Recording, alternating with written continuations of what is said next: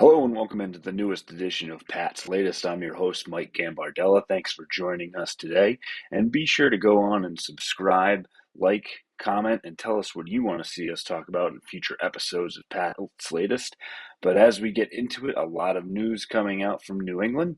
And the biggest one of the day starts with quarterback one in New England and Drake Maye, a shocker, if you will, finding out that the rookie sensation is actually headed to the Pro Bowl to represent the Patriots.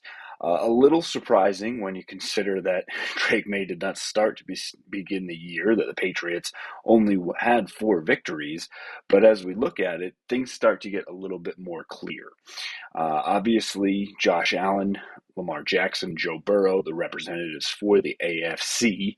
Allen recently stepped back after the loss to the Chiefs, and Lamar Jackson stepping back for injury as well. So Drake Maye and Russell Wilson were named as replacements for the two of them. CJ Stroud was actually reached out to, but he declined, and Bo Nix is actually hurt and recovering as well. Looking at it, there's probably 10 players you could say statistically matched up with Drake Maye from the quarterback position this year. So to look at it, there's probably 3 other names who are not mentioned that Drake Maye actually got the nod over. Tua Tagovailoa and Aaron Rodgers, two coming from the AFC East. So a little bit of a surprise there to see the rookie get the nod over both of those players. And then the third is a bit of an unknown because Justin Herbert, who's not known to have an injury, and it's unsure if he was reached out to or not, was not picked as a selection. Now, again, Los Angeles had a lot of their success based up on the ball control offense that Jim Harbaugh had installed. But again, surprising to see a guy that led his team to the playoffs not make it. But either way, another accolade for a superb rookie season for Drake Maye, and one that we'll continue to talk about and break down throughout the offseason, and will be at the center of all the coming and goings for the Patriots as we get into it. But something that, he can get out there now, potentially a little bit of free agency here or there, talk to some guys, maybe get in the ear if a top player or two, and see what the offseason could end up being for New England. And as that continues, we've had a lot of talk about the potential wide receiver options that could pair with Drake Maye. So we'll flip it, of course, after a week of that. Let's get to the defensive side of the ball. And a little bit surprising to see that one of the best defenders in the NFL, TJ Watt for the Pittsburgh Steelers, is up on, again, looking at Bovada, the trade options for him. And the betting line for the Patriots says that they would be the top team to trade for TJ Watt. Now, extremely surprising. There's been no reports to say that TJ would actually be traded by Pittsburgh. This comes down to a few different things that the Patriots are actually in this spot. It has more to do with the cap space that the Patriots have. They could actually afford to add someone in that contract onto the roster. They could also give up the trade package to actually get this done. It probably would fall more into a second rounder, potentially a third with an escalator attached to that.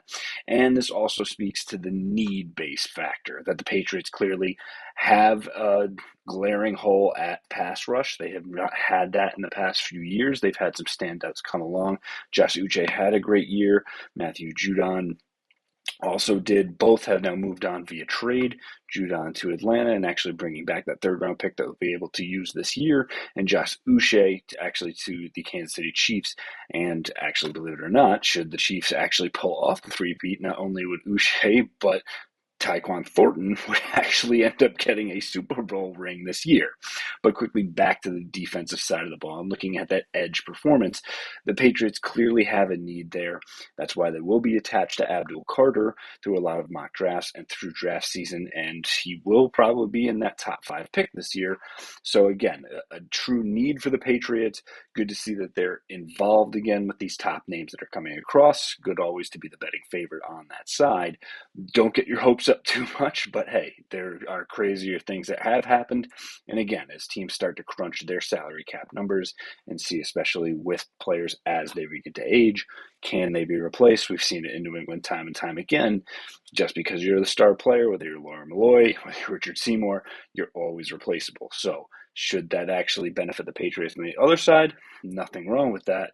We'll see how that ends up playing out. There is the top defensive end in the world right now, Myles Garrett. A lot of questions around the Cleveland team that really struggled this past year. Kevin Stefanski, and the rest of that roster is fairly talented. And right now, there are a lot of questions because who's the quarterback there? What's that offense going to look like? Can the defense bounce back? And the team as a whole, again, having a top draft pick, that always helps get you back on track. But Myles Garrett, it was reported earlier today from Mary Cabot, the beat reporter for the Cleveland Browns, that there is no chance that the Cleveland Browns will be trading Myles Garrett. So while the Patriots may be in or at least mentioned around someone like TJ Watt, there is no team that is going to be mentioned for Myles Garrett right now. And it wasn't just a, hey, we're not doing this. It is no matter what is offered to the Cleveland Browns, will they actually take a deal like this? So again, you can cross that one off for right now.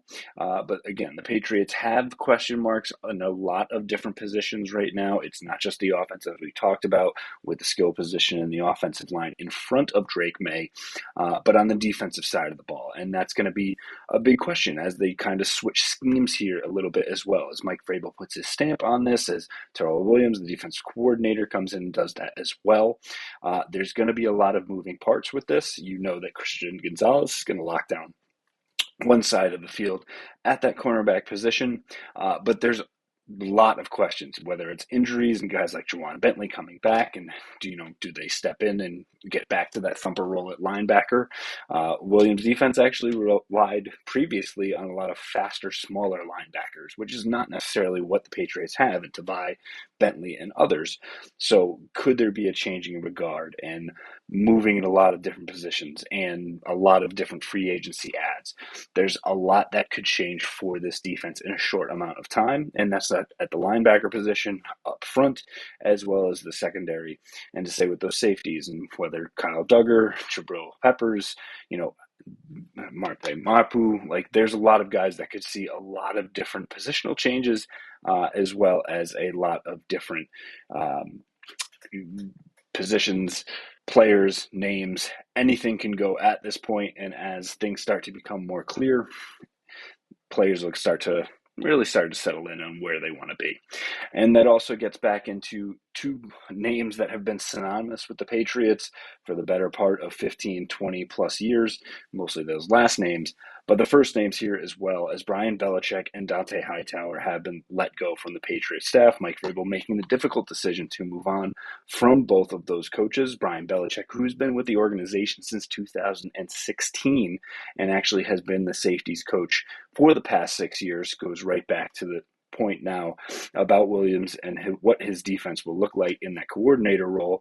Now removing Brian Belichick from that safety spot. So what that means for Peppers and Duggar and Mapu and pretty much anybody else, it's anybody's guess. And that goes now into the linebackers. Dante Hightower, the three-time Super Bowl champion, and had such amazing plays for the Patriots while on the field, had actually just returned to the sideline after taking a 3-year retirement. Was just his first year with the inside linebackers. And again, Mike Vrabel making a difficult decision to take two guys who have been synonymous with the Patriots and deciding, hey, this is not the best fit for us right now. Mike Vrabel is doing the best that he can to make a Pro Bowl caliber staff, and he's been commended for it and lauded for that by many media pundits, other coaches, etc. The staff is out at the Senior Bowl here this week. They're scouting left and right, and he's going to make sure he's got the guys that he wants and needs to be in there to get it done at the end of the day.